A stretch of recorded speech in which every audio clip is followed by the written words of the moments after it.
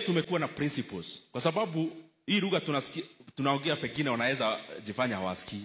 Let me put it very, very clearly.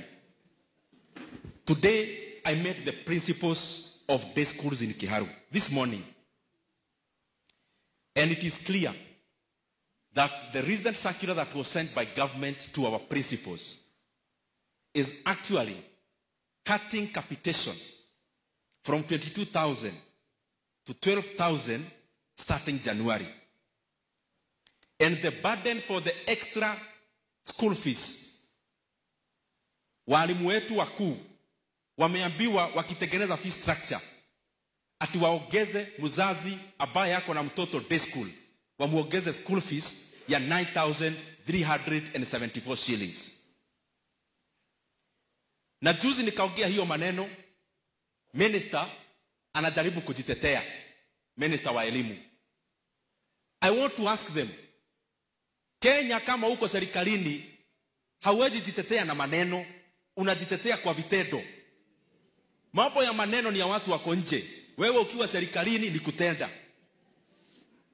In this year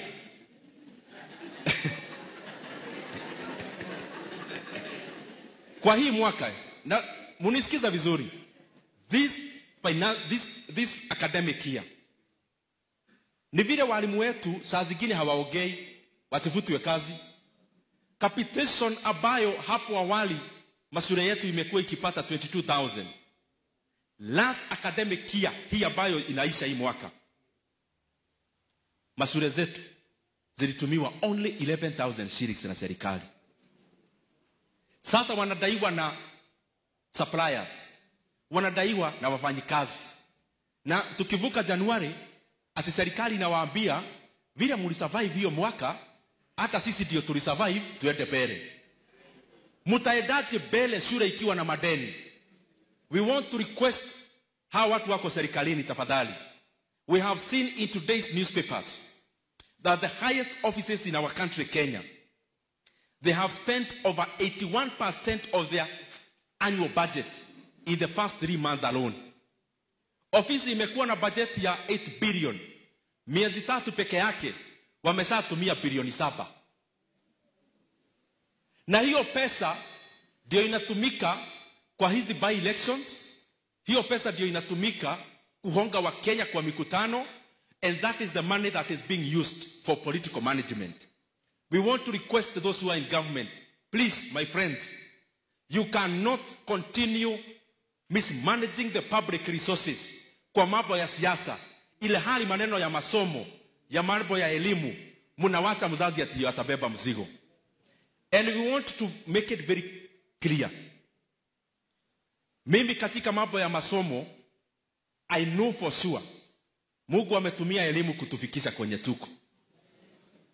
And it is our obligation to give the same advantage to the next generations in the Republic of Kenya. We will not allow, Minister wa elimu, unisikiza vizuri, National Treasury, na all the leaders of government.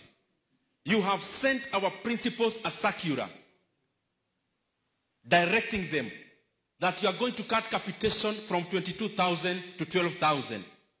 And you are advising them ati waongeze mzazi hiyo gap ya 9,374 shillings.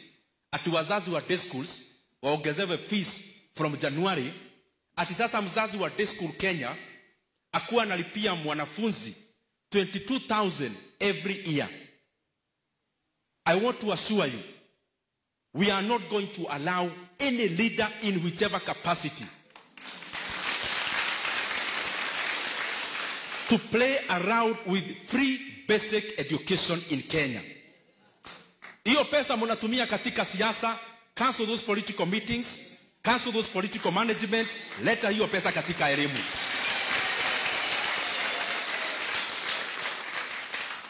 Na mtusikiza vizuri, serikali vile mnapaga kuongeza fee ya day schools from January, we are going to tell all the parents in Kenya how ndio wataenda kusomea hizo shule. Because this is about that child ambaye hana nafasi ya kusoma. The reason why mnaona naongea kwa vishindo. Juzi tumepata kijana. Mimi kwetu my shopping center inaitwa Gaitheri. Tukapata kijana ametoka Nairobi.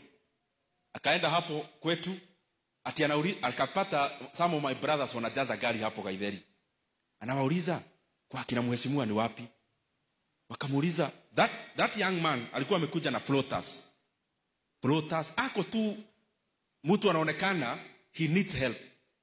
Alikuwa ametoka Nairobi. Akauliza kwa kina mheshimiwa ni wapi? Akaulizwa kwa nini? Mimi nimekuja kusoma, si tunasikia huku masomo ni 1000. How my brothers wakamwambia hata mzazi wake my mother alikuwa ameenda maombi hapo karibu. Wewe mgojee hapa mtaongea na yeye.